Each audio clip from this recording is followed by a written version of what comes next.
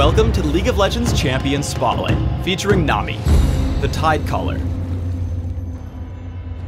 Nami is a water-based offensive support champion who provides increased damage and crowd control capabilities to her team. Whether buffing a teammate's damage output or helping them lead the charge, Nami can help your team ride on a wave of glory. Nami's passive is Surging Tides. Anytime one of her abilities hits an allied champion, including herself, her target briefly enjoys bonus movement speed. Aqua Prison launches a bubble that splashes at target location, damaging and knocking up all enemies it hits. Additionally, it will apply Surging Tides to your teammates, meaning you can haste a friend or knock up an enemy. In solo lanes, Nami should max Aqua Prison first, otherwise take just 1 point and leave it for last. Ebb and Flow bounces, alternating between allied and enemy champions, damaging enemies and healing allies. Ebb and Flow can only hit any target once and hits up to 3 times. Because of this, you'll need to choose between getting 2 heals by targeting an ally or damaging twice by targeting an enemy. Nami should max Ebb and Flow first when playing in paired lanes, or max second when played as a solo. Tidecaller's Blessing buffs an allied champion for a few seconds, causing their basic attacks to deal bonus magic damage and slow their target. Nami should take a point in Tidecaller's Blessing early, and look to max it after Ebb and Flow. Tidal Wave is Nami's ultimate. Tidal Wave crashes forward, damaging, knocking up, and slowing all enemies it encounters. As Tidal Wave passes over Nami's teammates, it also applies Surging Tides, helping them chase down their enemies. Like all ultimates, Nami should max Tidal Wave as soon as possible. In paired lanes, focus on harassing with basic attacks into Ebb and Flow. Think about whether you need the third bounce to heal or deal damage. Aim at the enemy champions if you want to deal more damage, or first target an ally if you'd rather have 2 heals.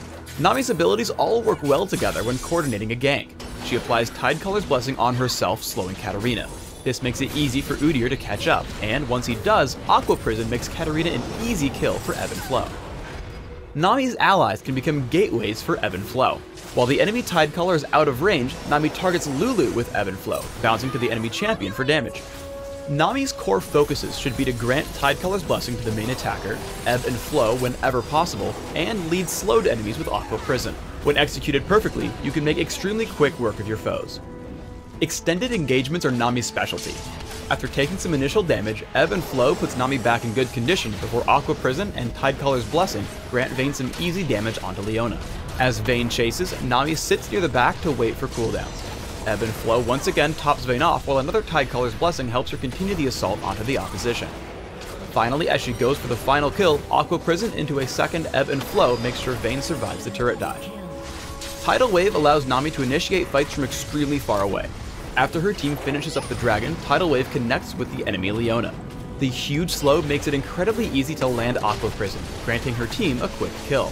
Rammus is then forced to flash away and initially makes it out of the fight. However, Tidecaller's Blessing helps Gangplank catch up and apply a significant slow to keep Rammus from running, while Aqua Prison keeps Garen and Graves from counterattacking. Nami is the queen of chasing down fleeing enemies and picking up kill after kill. Nami hastes her allies with Tidal Wave, also splitting up the enemy team. This allows them to collapse on the enemy Tidecaller and pick up a quick first kill. As Warwick and Jax chase in, Aqua Prison plus Ebb and Flow grant Sivir some distance. Tidecaller's Blessing is then placed onto Udyr, which prevents any of their opponents from escaping, making the fight a 3-for-1 trade. After Jax falls, Katarina makes the mistake of trying to help.